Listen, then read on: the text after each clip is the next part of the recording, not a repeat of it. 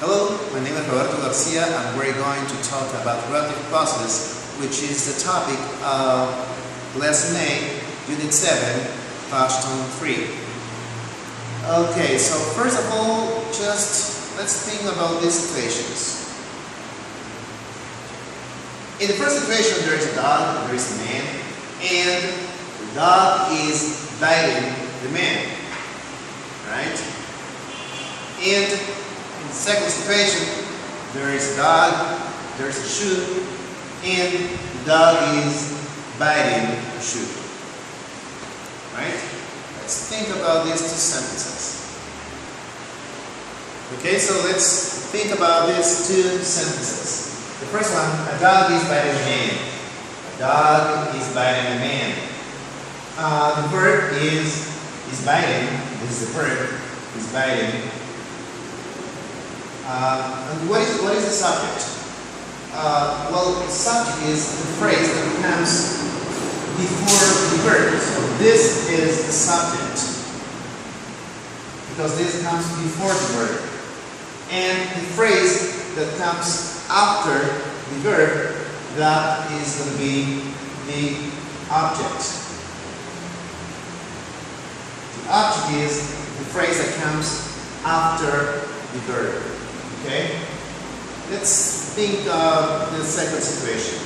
In the second situation, we have a dog is biting a shoe. In this sentence, the verb is also is biting. This is the verb. And in this situation, the subject is a dog. This is the subject, because this comes before the verb. And in this case, what comes after the verb is a shoe. So in this case, a shoe is the object. So what is the subject? What is the object? Well, if we think only about the structure of a sentence, the subject is the word or the phrase that comes before the verb, and the object is the word or the phrase that comes after the verb. Okay? So the subject is the phrase that comes before the verb, and the object is the phrase that comes after the verb. Pay attention to this. In this case, the object is a thing, a shoe. In this case, the object is a man, a person. So the object can be either a person or a thing. Object, in this case, doesn't mean thing. No, this means that it comes after the verb. Okay? An object can be a person or a thing. It doesn't matter. What is important is that it has to be after the verb. But now that we know what is the subject, what is the object, now let's think about the relative pronouns. Okay? Let's see. Okay, so now we're gonna talk about relative pronouns. What is a relative pronoun? Well, relative pronouns are verbs that have a special function, a special grammar function that we're gonna see later. But now let's think of what are these relative pronouns. There are three relative pronouns. Who, that, and which. And it depends. If you're gonna talk about people, so you can use who and that. If it's for people. Who and that. Either of them. Both are okay. Both are correct. Who and that. And if we're gonna talk about things, we can use that and which. For things. That and which. So what is the interesting thing in this case? Well, you see that may be used for people and for things, right? For people and for things. So that is pretty interesting, because we can say who for people, that for people, and for things, which also that. Okay? Pretty easy, right? Now let's talk about relative clauses. Okay, let's pay attention to this. Okay, now let's talk about relative clauses. Do you remember this sentence? The dog is biting a man. This sentence we said, is biting is a verb, right? Is biting is a verb. And then we said, the dog is a subject, right? How can I know the dog is a subject in this sentence? Well, it's easy. I just see a phrase that is before the verb, that is the subject. And a phrase that is after the verb, that is the object. Right? Let's see. Okay, so let's see the second sentence. The dog needs training. Right? So, the dog is biting a man. The dog needs training. Right? What we're going to do now is joining these two sentences and make only one. So what we're going to do is we're going to put this sentence. The dog needs training. Then we are going to put this information in here. So we're going to say dog is biting a man. So pay attention to this sentence.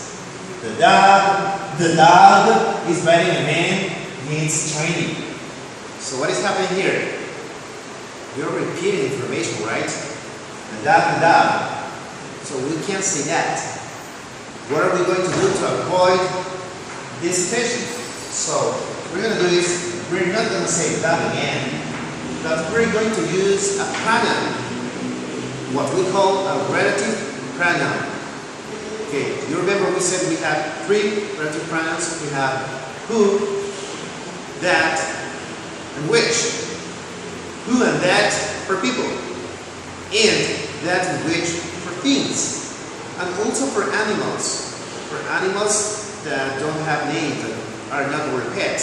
So this is just a dog. This is a strange dog. So in this case, this animal is like a pin. So it would be which or that. So instead of saying the dog, I'm going to say dog, which or that is biting a man needs training. Do you see this sentence? Dog which is biting a man needs training. Okay, so this is a compound sentence.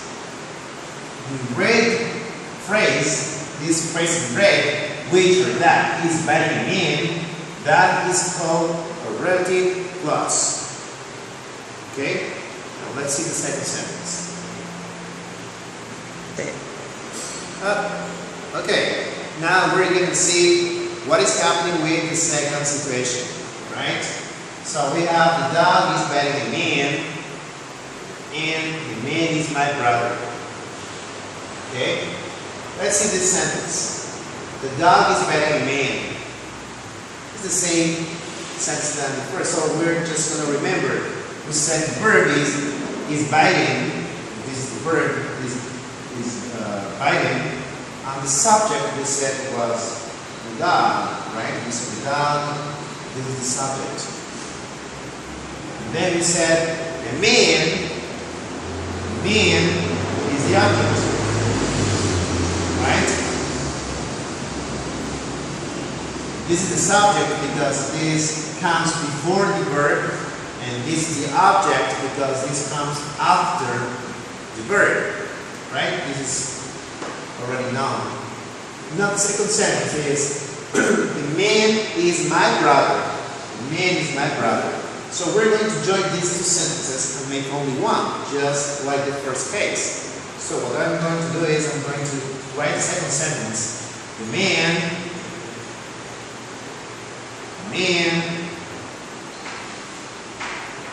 is my brother. And then I'm going to put all this information here. The man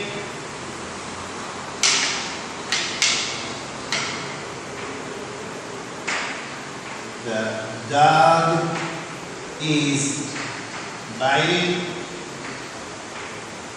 A man is my brother. Okay? Now let's think of this sentence. The dog is biting a man is my brother. Something is repeating. There is some repeated information. The dog is biting a man.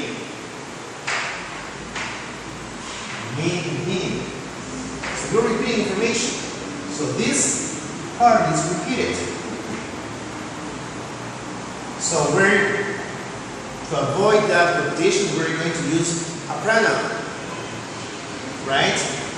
So because a man is a person, we can use who and that.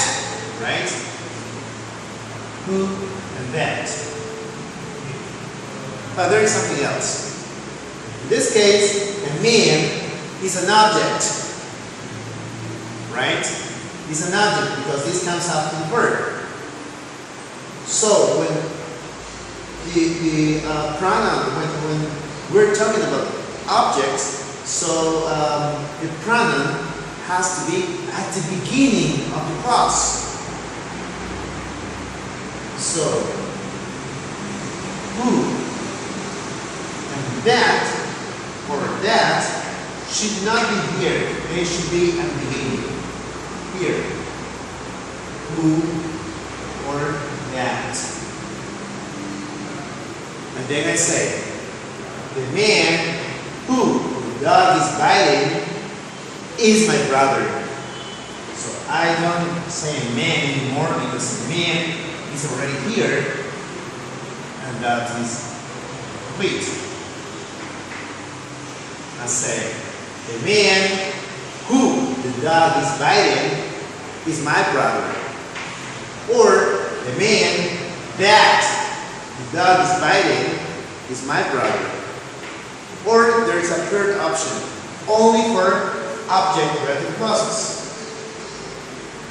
Nothing. Just saying, the man the dog is biting is my brother. You see, there are three ways. The man who the dog is biting is my brother. Second, the man that the dog is biting is my brother. Or third, the man the dog is biting is my brother. Three ways.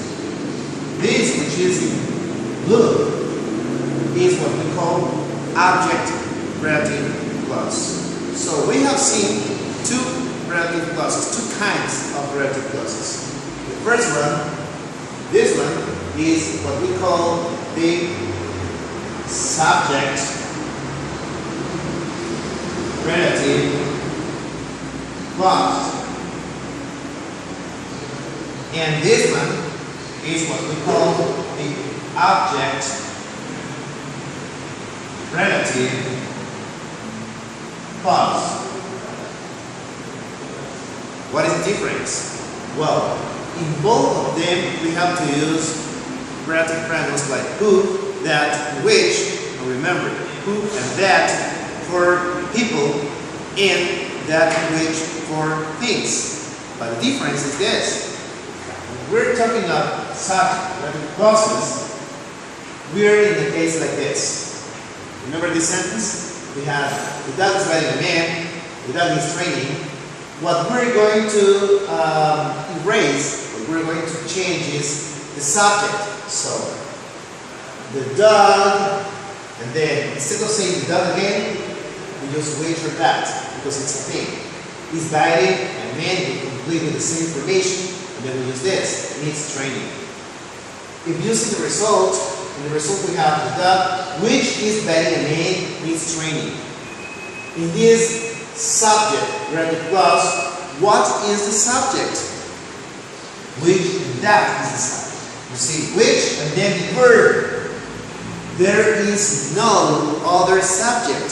The only subject is the pronoun. Which is the pronoun here? Which is, that is. That's why it is a relative clause. Now pay attention to the second one. The dog is riding a man, the man is my brother. We're going to use this information, the man is my brother, and then we're going to put this in here. And in this case, what is going to be, we're going to erase this, and we're going to change, and we're going to use a pronoun. Is for this, for the object. So in this case we say, the man, who or that, the dog is biting, is my brother. So this object is already here. Who and that. That's why I can't say the man. If I put the man again here, that's going to be wrong. Because this is the object. If you see the result, the man who the dog is biting is my brother, now pay attention to the object relative clause. What is the verb? Is biting. What is the subject in this clause? Who is biting? Or what is biting? The dog. So this is the subject. In this relative clause, there is a subject, the dog. And what is this? What is who or that? Well, this is the object. That should be here, but because this is a relative clause, it's on the beginning. And because this is an object relative clause, we can also not mention this. So we can say the man, the dog is biting. Right? Now let's talk about this in Spanish so we can make sure you understand. Okay, let's see. Ok, vamos a ver entonces la explicación en español sobre esto, un poco el resumen de lo que hemos visto. Hemos dicho que vamos a hablar sobre relative clauses. Okay. Primero que hablar de relative clauses vamos a hablar sobre los pronombres, relative pronouns. Los pronombres relativos que son tres en inglés, who, that, and which. Who y that son usados para personas. Y that and which para cosas. Okay. That and which también son usados para animales que no son nuestras mascotas, que no tienen nombre. Okay. Bien, vamos a ver entonces ahora sobre relative clauses. Entonces, primero veamos qué es un subject y qué es un object, qué es un sujeto y qué es un objeto. Veamos esta oración. The dog is biting a man. El perro está mordiendo a un hombre. Right? En esta oración tenemos is biting es el verbo, ¿no? Es la acción, la acción. Y el sujeto es the dog, es el que viene antes del verbo, es el subject. Y el objeto es the man, ¿no? Ese es el objeto.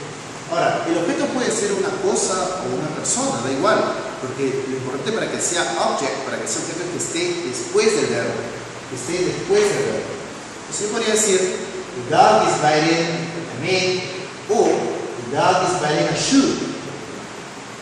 Y en ese caso, a man o a shoe, ambos son objetos, porque ambos están después del verbo, no importa si es persona o cosa. ¿Okay? Bien, ahora veamos sobre los relative clauses. Tenemos esta segunda oración. The dog needs training. The dog is biting a man, and the dog needs training. El perro está mordiendo a un hombre y el perro necesita entrenamiento. ¿Qué hago para unirlo? Bueno, voy a usar esa segunda oración. The dog needs training. Y en este espacio de aquí voy a colocar esta información. Toda esta información la voy a colocar aquí. Ok, entonces tengo the dog needs training. Y luego esto aquí. The dog is biting a man. Pero ahí me doy cuenta que si pongo aquí the dog de nuevo, voy a estar repitiendo the dog y the dog. Entonces, para evitar esa redundancia, para evitar que se repita, voy a usar un pronombre. ¿Les parecen unos pronombres para evitar redundancia? ¿Qué pronombre voy a usar? Bueno, como voy a introducir un clause, voy a usar un relative pronoun, un pronombre relativo. ¿Cuáles son los relative pronouns? Ya dijimos, who, that, which. En este caso estoy hablando de the dog. The dog es un animal que no conozco, entonces es un perro con no tiene nombre, entonces es un which o that. Entonces en vez de poner el nombre, pongo aquí which o that. Okay? Is biting man needs training. Además me doy cuenta de algo más, que en esta oración de dog, aquí era el sujeto. sujeto de esta oración. The dog is biting a man. So, en esta parte estoy reemplazando este sujeto. Era un sujeto. Por eso el resultado va a ser que esto va a ser un subject relative clause. Esto que está en rojo es el relative clause de sujeto. ¿Ya? ¿Por qué el sujeto? Porque esta palabra which and that va a tener la función de sujeto en este nuevo clause. Miren que aquí no hay otro sujeto. Which is. No puedo poner aquí the dog which, the dog is my no, pues. No puedo repetir el sujeto, no tiene sentido. Veamos el segundo caso. Dog is my man, the man is my brother. Ahora voy a hablar de the man. Voy a hablar no de the dog, sino de the man. O sea, voy a hablar del objeto. Entonces ahora cuando una de las dos oraciones va a estar distinto. Porque ahora voy a hablar del objeto. A ver, unamos las oraciones. The man is my brother. The man is my brother. Otra vez, aquí voy a unir en este espacio. The man is my brother. Entonces, en este espacio voy a colocar toda esta información. The man, the dog is biting a man. Y luego que viene, is my brother. Is my brother. Pero como dijimos, si pongo de nuevo, the man, the dog is biting a man, voy a estar repitiendo de nuevo the man. ¿Correcto? Tengo que usar un pronombre de objeto. Como the man es una persona, un hombre, ¿qué puedo usar? Who, that, ¿es cierto? Para personas. Yo pongo who o that, pero no lo pongo al final. Se tiene que estar al inicio del relative clause. Who o that. Ahí está. Este who o that está reemplazando a el man que debería estar aquí. Pero ya no está porque ha sido reemplazado por el pronombre y lo pongo al inicio. Este es un object relative clause. Esto quiere decir que en esta oración, the man who the dog is biting is my brother, eso que está en azul es el object relative clause. Y en este object relative clause, si se dan cuenta, el verbo es biting. ¿Y cuál es el sujeto? No es el pronombre relativo, el sujeto, no. El sujeto es the dog. Y entonces el pronombre relativo, ¿qué diablos es? Es el object pronoun. Esto aquí está reemplazando al objeto. Y por eso podemos obviarlo. O sea, podemos poner who, podemos poner that, o incluso no mencionarlo. Solamente se puede hacer eso para object relative clause. En cambio, cuando es subject relative clause, ahí sí es obligatorio ponerlo. Si no le pongo, ¿qué va a pasar? The dog is biting a man in swinging. ¿Sí? Entonces, recuerden eso. Para object relative clause es opcional colocar el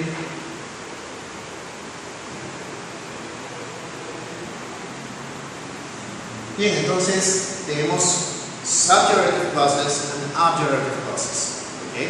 En resumen, en simple, subject relative clause tiene un pronombre relativo que es which or that, ¿sí? Y que es obligatorio, tiene que estar. Which y that si eso es una cosa o un animal que no conocemos. Who y that si es una persona, pero es obligatorio, tiene sí que estar, de todas maneras. Y después del pronombre viene el verbo. Directamente, no hay otra cosa, viene el verbo. En cambio, en el object relative clause, tenemos los pronombres who and that, en este caso porque es una persona, pero también por este which, si es una cosa. Y en este caso es opcional. También si quiero puedo no ponerlo. Y luego después del pronombre, ¿qué viene? ¿Viene el verbo? No viene el verbo, sino viene un sujeto. El sujeto de este clause. El clause es como una oración pequeñita, una oración que no tiene independencia. ¿Okay? Entonces después del pronombre viene el sujeto y después el verbo. Y noten aquí, y ya no hay objeto. Ojo, atentos a eso que es lo más frecuente. Aquí ya no hay objeto. ¿Por qué no hay objeto? ¿Por qué no pongo aquí de nuevo a man? ¿Por qué no lo pongo? Porque ese ya es el trabajo del pronombre. El pronombre está sustituyendo a ese objeto. Y luego continúa aquí, es my brother. Si queremos entenderlo, traducirlo en español, será así como el perro, el cual está mordiendo a un hombre, necesita entrenamiento, y aquí el perro al cual, el hombre al cual el perro está mordiendo es mi hermano. ¿Sí? Más o menos miren que en este caso, el primer caso estoy hablando del perro que está mordiendo al hombre de 60 años, sigo hablando del perro, el sujeto es el perro, en ambos casos, el perro muerde al hombre y el perro necesita entrenamiento. En cambio aquí no, aquí en la segunda, en el clause, tenemos entonces aquí el sujeto es el perro está mordiendo, pero la versión grandota el sujeto no es el perro no es mi hermano, sino el hombre a quien el perro está mordiendo, él es el hermano. Okay? Okay. See you later.